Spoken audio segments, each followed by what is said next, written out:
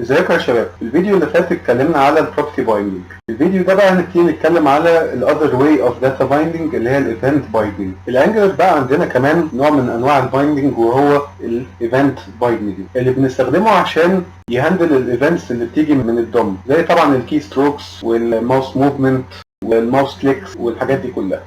وزي البروبرتي بايندينج برضو عندنا طريقتين ان احنا نكتب بيهم الايفنت بايندينج. نقدر نستخدم برضو البراكتس ونقدر نستخدم البريفكس برضو نفس القصه. الطريقه الاولى ان احنا نقدر نزود مثلا للبطن بتاعنا الايفنت اللي احنا عاوزينها زي الكليك مثلا، وبنسويها بميثود، والميثود دي طبعا بتبقى موجوده عندنا في الكومبوننت عندنا او تايب سكريبت فايل بتاعنا، ونسويها طبعا باسم الميثود زي ما احنا شايفين قدامنا. الطريقه الثانيه بقى ان احنا بدل ما كنا بنعمل الايفنت بتاعنا بين البراكتس، نقدر ان احنا نشيل البراكتس ونحط السفكس بتاعنا، والبريفكس بتاعنا بيبقى on وبعد كده الهايفن. فلو احنا كنا بنستخدم مثلا الكليك ايفنت هاندلر يبقى هنكتب الاون هايفن كليك وهنسويها بالميثود طبعا اللي احنا عاوزين نعملها بايندينج عندنا في التايب سكريبت او في البيزنس لوجيك كود بتاعنا. وطبعا ليكم مطلق الحريه ان انتوا تستخدموا اي نوع من او اي طريقه من الطريقتين بتوعنا في الايفنت بايندينج.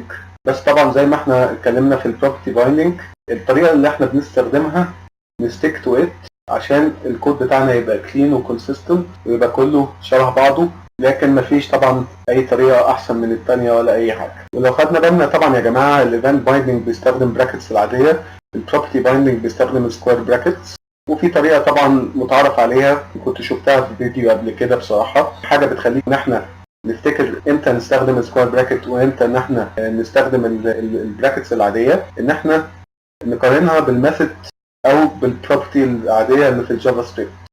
الميثود العاديه او الفانكشن العاديه في الجافا سكريبت فعلا بتستخدم البراكتس الطبيعيين، فعشان كده الايفنت بايندينج عشان بينادي على الميثود عندنا في الكود، عشان كده نحطها ما بين براكتس عاديه. انما البروبرتي بايندينج فهي بتتحط في سكوير براكتس، وفعلا طريقه الجافا سكريبت ان احنا ناكسس بروبرتي جوه اوبجكت عندنا ان احنا بنستخدم السكوير براكتس.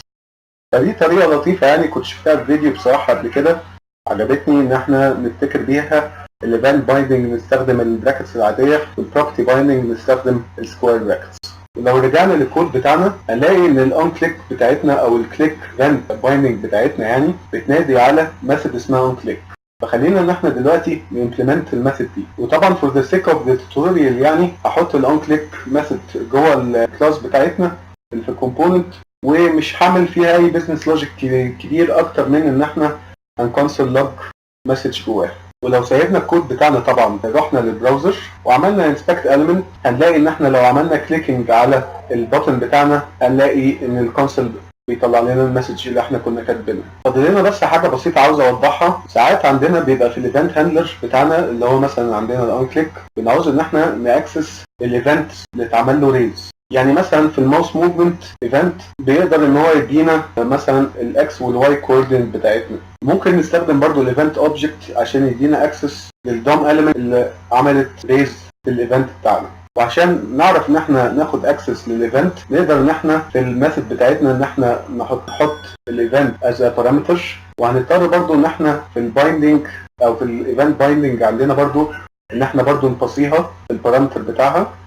والدولار ساين اللي موجود ده طبعا عشان هي حاجه بيلت ان في الانجلر عندنا. وخلينا برضو في الكونسول بتاعنا او في الكونسول مسج بتاعتنا نزود الايفنت اوبجكت في الكونسول مسج بتاعتنا. ولو عملنا سيف للكود بتاعنا ورحنا للبراوزر وبصينا على الكونسول عندنا هنلاقي ان الايفنت بتاعنا برضو اتعمل له كونسول لللوج، وزي ما احنا شايفين ان هو ستاندرد دوم ايفنت ليه بروبرتيز كتيره، يعني هو اوبجكت وليه بروبرتيز كتيره ممكن ان احنا بيبقى لينا اكسس عليها نقدر ان احنا نستخدمها عندنا في الكود بتاعنا طبعا على حسب احتياجنا. ودي حاجه مالهاش علاقه طبعا بانجلر، يعني دي حاجه بنستخدمها عامه في جافا سكريبت والجي كويري، ان احنا بنعوز ان احنا نستخدم البروبرتيز دي في الكود عندنا على حسب طبعا الاحتياج بتاعنا.